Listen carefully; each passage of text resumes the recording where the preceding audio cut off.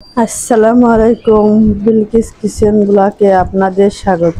আজ নতুন আরেকটা ভিডিও নিয়ে চলে এসেছি। আমার আজকের ভিডিও হলো বালি ছাড়া ছোলা ভাজি। আর এই ছোলা ভাজিটা বালি ছাড়া দেখেন কত সুন্দরভাবে ভাজা হয়েছে। আর প্রত্যেকটা ছোলা দেখেন, এই যে দেখেন প্রত্যেকটা ছোলা কিন্তু ফেটে ফেটে গেছে। তো কিভাবে আমি এই ছোলা ভাজিটা করেছি চলুন সেটা দেখে নিই। তো প্রথমে ছোলা ভাজি করার জন্য আমি একটা বল নিয়ে নিয়েছি। এখন এই বলের মধ্যে এই যে কাপের 2 কাপ ছোলা নিয়ে নেব। আপনারা চাইলে কম বেশি ছোলা নিতে পারেন। আর এই ছোলাটা কিন্তু আমি আগে থেকে ভালো করে পরিষ্কার করে নিয়েছি, কারণ ছোলার ভিতরে কিন্তু অনেক ময়লা থাকে। আর এই ছোলাটা আমি ভালো করে পরিষ্কার করে নিয়েছি। এখন এই ছোলাটা একটা বড় পাত্রে নিয়ে নেব।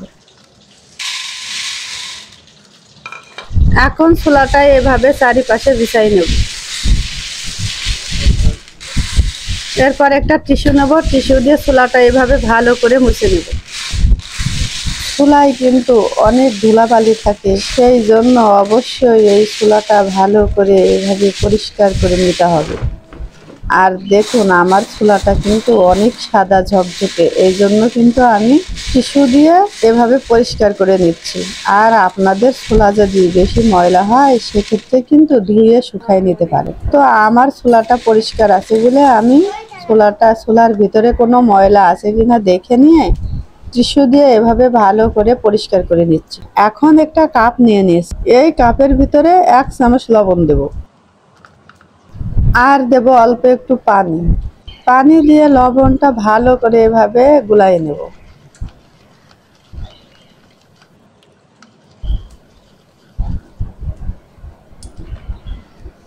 এরপর দেব আধা চামচ বেকিং সোডা। এখন বেকিং সোডা, লবণ আর পানি এভাবে ভালো করে গুলাই নিতে হবে।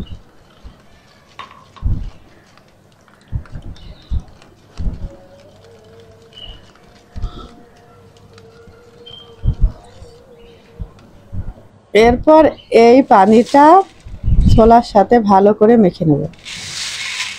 এই যে দেখুন এভাবে পানিটা ছোলার ভিতরে দিয়ে ভালো করে এভাবে মেখে নেব।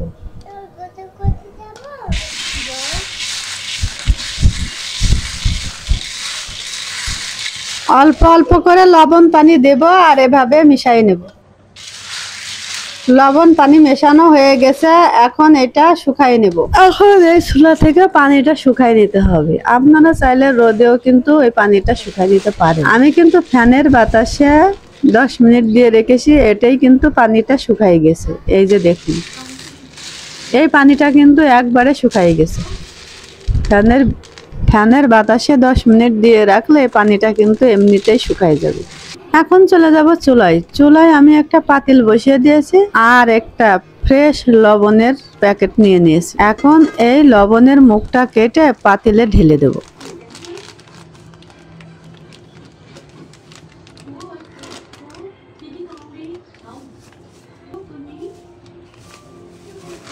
এই যে দেখুন পাতিলে লবণ ঢেলে দিয়েছি। এখন এই লবণটা ভালো করে গরম করে নেব। এখন লবণটা হাই স্পিডে গরম করে নেব। আর লবণটা গরম করার সময় লবণ থেকে কিছুটা পানি ছেড়ে দিতে পারে, এতে ভয়ের কোনো কারণ নেই। এই পানিটা আবার এভাবে জ্বালাতে জ্বালাতে শুকাই যাবে। আর এভাবে লবণ গরম করতে করতে দেখবেন যে পানিটা একবারে শুকায়ে ঝরঝরে হয়ে গেছে। পানিটা ভালো করে শুকায়ে লবণটা ভালো করে গরম করে নিতে হবে। দেখতে হবে যে লবণটা এমন করে গরম করে নিতে হবে যে লবণটা একটু লাল লাল হয়ে যাবে আর লবণ থেকে কিন্তু ধোঁয়া উঠে যাবে। এই যে দেখুন আমার লবণ কিন্তু অনেক ভালো করে গরম হয়ে গেছে। এখন এই লবণের ভিতরে এই যে 1 মুঠ করে ছোলা দিয়ে দেবো। ছোলা দিয়ে অনবরত এভাবে নাড়াচাড়া করতে হবে।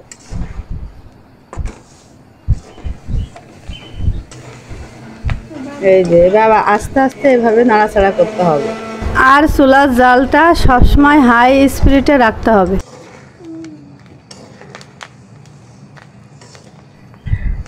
আর এই যে দেখুন আমার চুলাটা ফুটতে শুরু করেছে।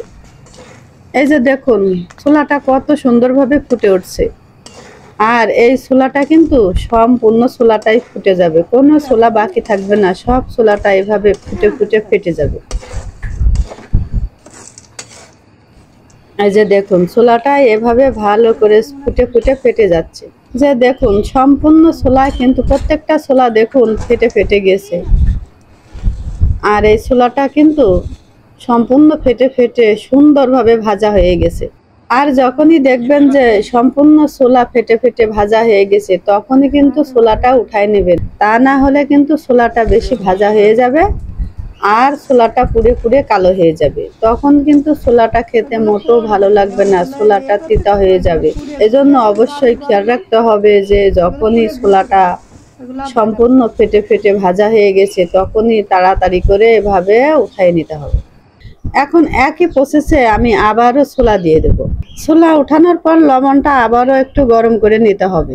লবণটা যেই দেখবেন যে এভাবে গরম হয়ে গেছে তখনই আবারও এক মুঠ ছোলা দিয়ে দেব, দিয়ে এভাবে আস্তে আস্তে নাড়তে থাকবো।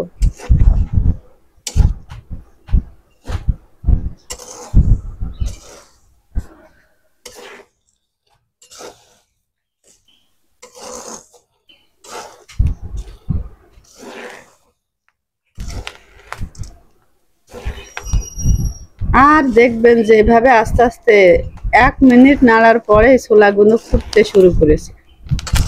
এই যে দেখুন প্রত্যেকটা ছোলা কিন্তু ফুটে ফুটে ফেটে যাবে।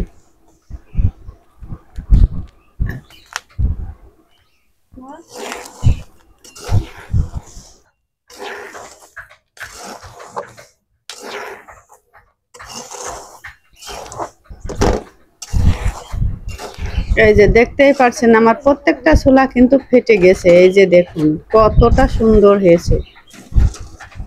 তো আমরা যারা শহরে থাকি তারা কিন্তু হাতের কাছে সহজেই বালি পায় না। আমাদের কিন্তু ছোলা খেতে ইচ্ছা হলে আগে কিন্তু খেতে পারতাম না, এখন আর এই সমস্যা নেই। এই লবণ রেখে কিন্তু আমি মাঝে মধ্যে এই ছোলাটা এইভাবে ভেজে খেতে পারবো। আর দেখুন এই ছোলা ভাজাটা কতটা সহজ আর কতটা সুন্দর হয়েছে। তো এই একই প্রসেসে আমি সব ছোলাগুলো ভেজে নেব। আর এই লবণটা কিন্তু 6 মাস 1 বছর রেখে দিলেও কোনো সমস্যা নেই, এই লবণ দিয়ে কিন্তু মাঝে মধ্যেই আমি এই ছোলাটা ভেজে খেতে পারবো। তো এই যে দেখুন এখন আমার সব ছোলাগুলো ভাজা হয়ে গেছে। এই যে দেখতেই পাচ্ছেন এখন সব ছোলাগুলো ভাজা হয়ে গেছে। আর দেখেন ছোলা ভাজাটা কতটা সুন্দর হয়েছে, একবারে বালি দিয়ে ভাজলে যেমন হয় বরঞ্চ বালির থেকেও এই লবণ দিয়ে ছোলাটা ভাজলে খেতে কিন্তু অসম্ভব মজার হয়। তো আপনাদের হাতের কাছেও যদি বালি না থাকে তাহলে আপনারাও কিন্তু লবণ দিয়ে এভাবে ট্রাই করতে পারেন। প্রত্যেকটা ছোলা কিন্তু এভাবে ফেটে ফেটে গেছে আর ছোলাটা দেখেন কতটা সুন্দর হয়েছে। তো আশা করছি আমার এই ছোলা ভাজার রেসিপিটি আপনাদের ভালো লেগেছে। তো আজকের মতো এখানে শেষ করছি। যে যেখানে আছেন ভালো থাকেন, সুস্থ থাকেন। আল্লাহ হাফেজ।